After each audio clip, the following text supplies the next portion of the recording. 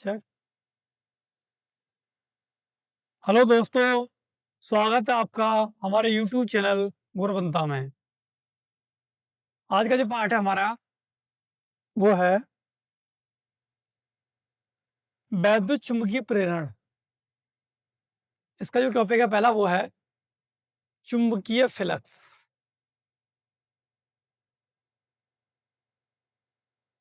चुंबकीय फ्लक्स।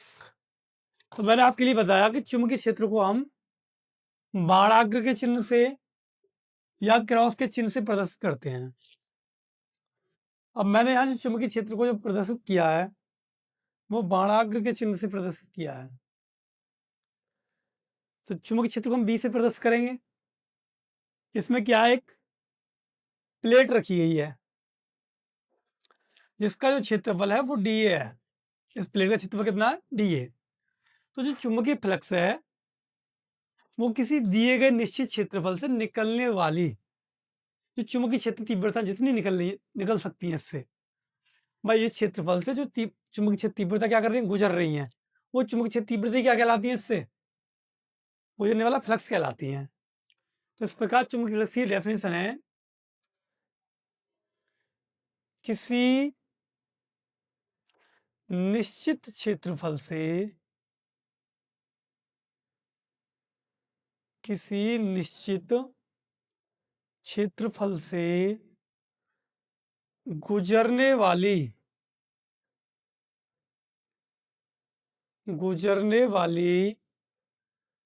चुंबकीय क्षेत्र तीव्रता चुंबकीय क्षेत्र तीव्रता चुंबकीय फ्लक्स कहलाती है। चुंबकीय फ्लक्स कहलाती है।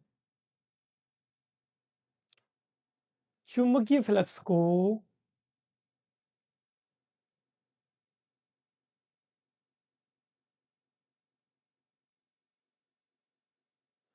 फाई वी से प्रदर्शित करते हैं। भाई मैंने आपको बताया कि हमारे पास जो चुंबकीय क्षेत्र दे रखा है वो एक समान है। हर जगह पर चुंबकीय क्षेत्र का मान कैसा, हर बिंदु पर समान है। तो इसके अंदर क्या है, प्लेट रखी गई है जिसका क्षेत्रफल कितना है, डी ए क्षेत्रफल है। तो इसके जो क्षेत्रफल से जो निकलने वाली जो चुंबकीय तीव्रता वही क्या, चुंबकीय फ्लक्स।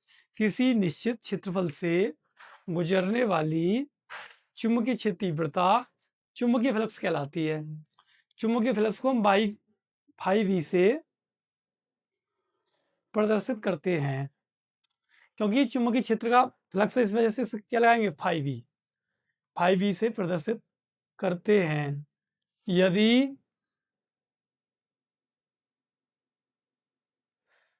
यदि किसी प्लेट के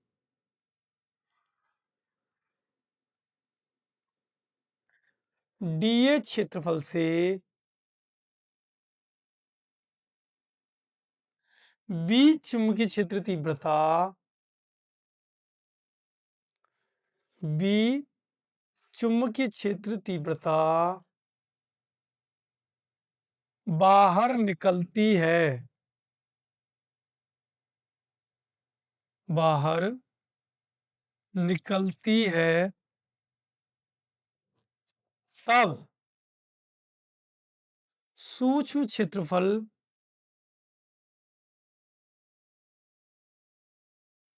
डीए से निकलने वाला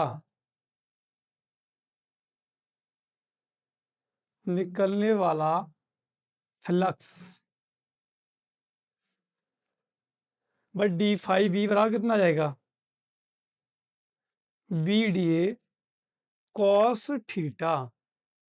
तो चुंबकीय फ्लक्स जो होगा वो कितना होगा, D five V V D A cos theta. मैंने माना कि जो प्लेट है वो चुंबकीय क्षेत्र की दिशा में ही रखी है, यानी थीटा कितना भाई 0 डिग्री है। तो डी फाइव वी बराबर कितना आ जाएगा, वी डी ए। अब यहाँ भी फाई के साथ डी और यहाँ भी डी है, तो हमें क्या करना है इसका, संपूर्ण फ्लक्स के लिए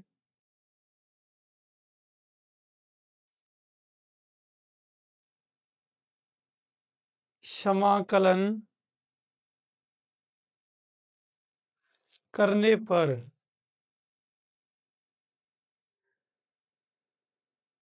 तो d5v बराबर v डी ए।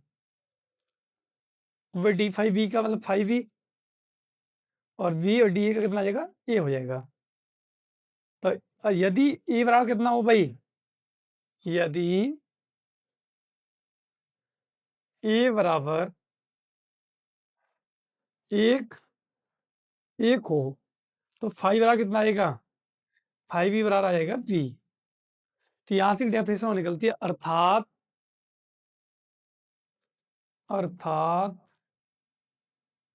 चुंबकीय फ्लक्स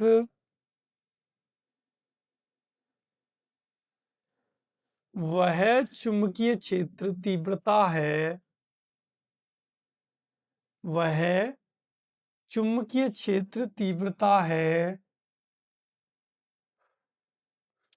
जो किसी परपथ के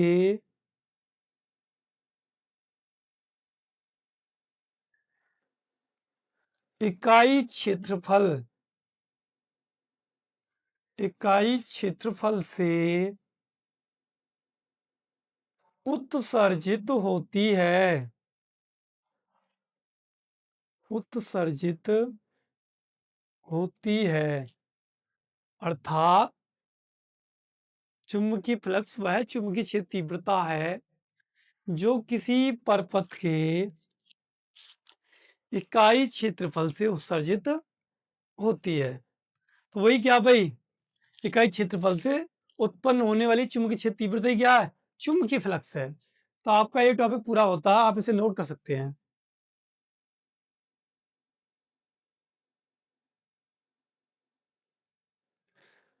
अगला जो टॉपिक है वो है वैद्युत चुंबकीय प्रेरण।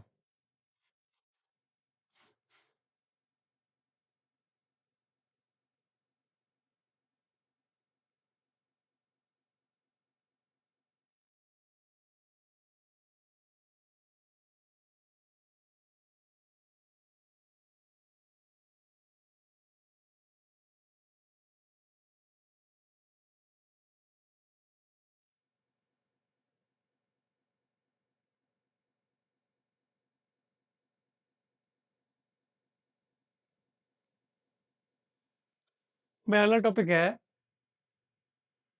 वैद्युत चुंबकीय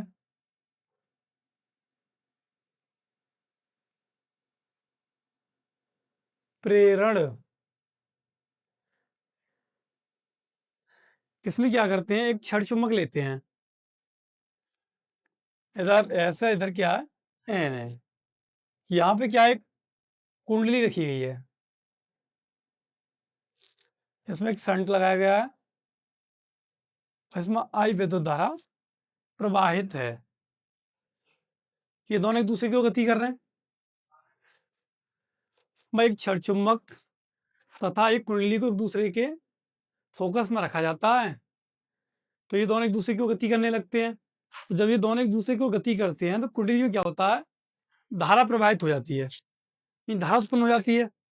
और धारा उत्पन्न क्यों होती है, क्योंकि जब कुंडली तथा छड़ चुम्बक एक दूसरे के समीप आते हैं तो कुंडली में उत्पन्न फ्लक्स का मान क्या होता है, घटता जाता है, नहीं बढ़ता जाता है। तो जब कुंडली में फ्लक्स का मान बढ़ रहा है तो धारा का मान भी बढ़ेगा भाई। और जब धारा का मान बढ़े, धारा बहने लगेगी, धारा का मान बढ़ेगा, और धारा का मान बढ़ेगा तो एक कुंडली में क्या होगा, एक विद्युत वाहक बल उत्पन्न हो जाएगा। इसी प्रक्रिया को हम बोलते हैं वैद्युत चुंबकीय प्रेरण। तो जब किसी कुंडली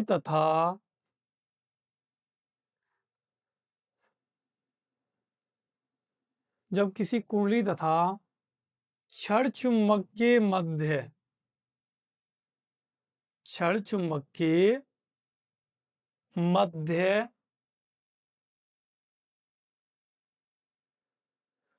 परस्पर गति कराते हैं, गति कराते हैं,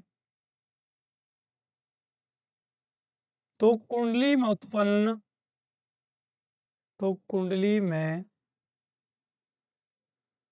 उत्पन्न फ्लक्स का मान, तो कुंडली में उत्पन्न फ्लक्स का मान बढ़ जाता है।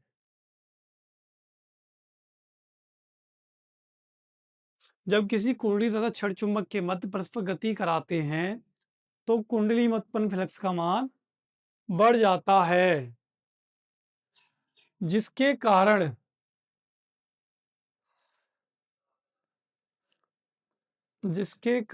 कुंडली में वैद्युत वाहक बल, वैद्युत वाहक बल उत्पन्न हो जाता है।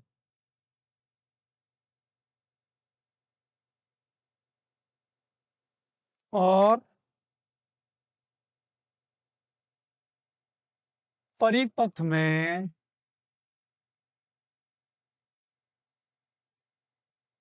वैद्युत धारा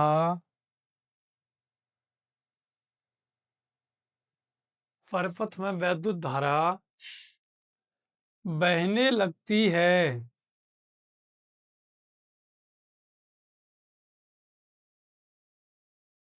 इस प्रक्रिया को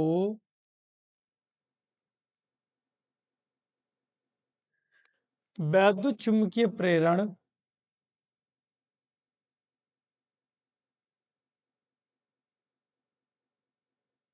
प्रेरण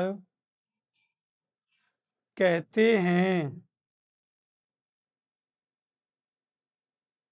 और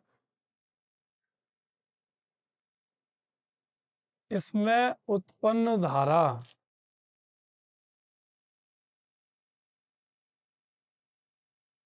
प्रेरित धारा कहलाती है।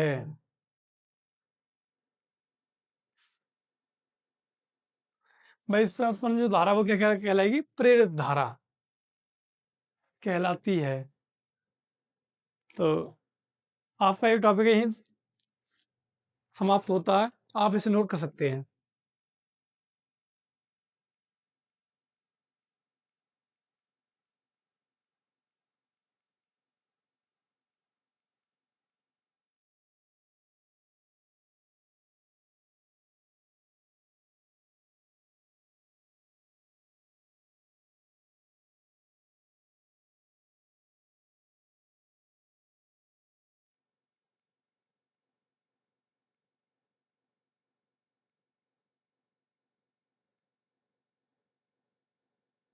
अब बात आती है फैराडे के नियमों की। तो फैराडे के नेम, भाई फैराडे के दो नेम हैं। फैराडे के नेम, तो फैराडे का प्रथम नेम, फैराडे का प्रथम नेम, फैराडे का जो प्रथम नेम है वो कहता है जब किसी कुंडली में, जब किसी कुंडली में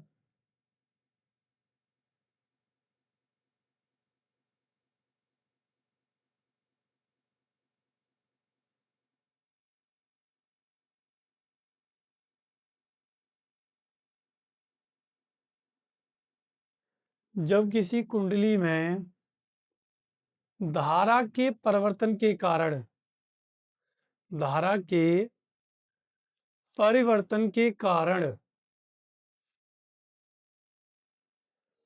धारा के परिवर्तन के कारण फ्लक्स का परिवर्तन होता है। जब किसी कुंडली में धारा के परिवर्तन के कारण फ्लक्स का परिवर्तन होता है जब किसी कुंडली में धारा के परिवर्तन के कारण फ्लक्स का परिवर्तन होता है तो कुंडली में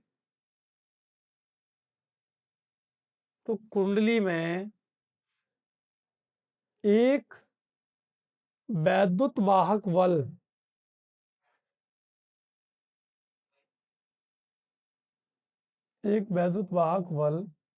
उत्पन्न हो जाता है। भाई फराडे का नियम बस पहला जो नियम है उतना ही है कि जब किसी कुंडली में धारा के परिवर्तन के कारण फ्लक्स का परिवर्तन होता है, यानी किसी प्रपथ में अगर हम कोई भी एक चीज प्रभावित कर दें और हमने धारा प्रभावित कर दी तो क्या होना है, फ्लक्स का परिवर्तन होना है, और फ्लक्स का परिवर्तन होगा तो विद्युत वाहक बल उत्पन्न हो जाएगा। या किसी कुंडली में फ्लक्स का परिवर्तन हो रहा है तो फ्लक्स के परिवर्तन की वजह से क्या होगा, धारा का परिवर्तन होगा, और धारा के परिवर्तन की वजह से क्या होगा, वैद्युत वाहक बल उत्पन्न होगा। यदि किसी प्रपथ को हम विद्युत वाहक बल से जोड़ दें तो उसमें धारा बहने लगेगी, और धारा बहेगी तो फ्लक्स का भी परिवर्तन होगा।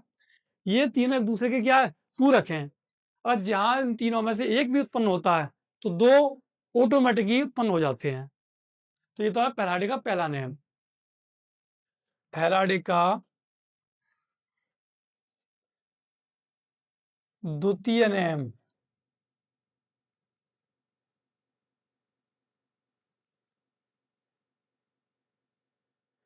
तो जब किसी कुंडली में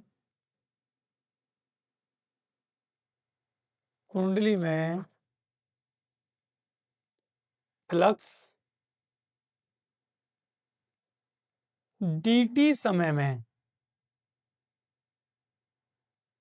φ1 से परिवर्तित होकर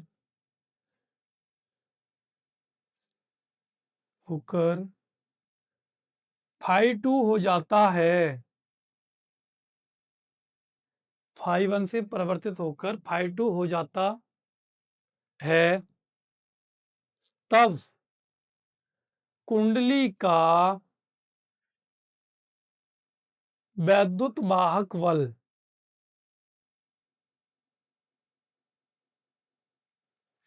E बराबर माइनस के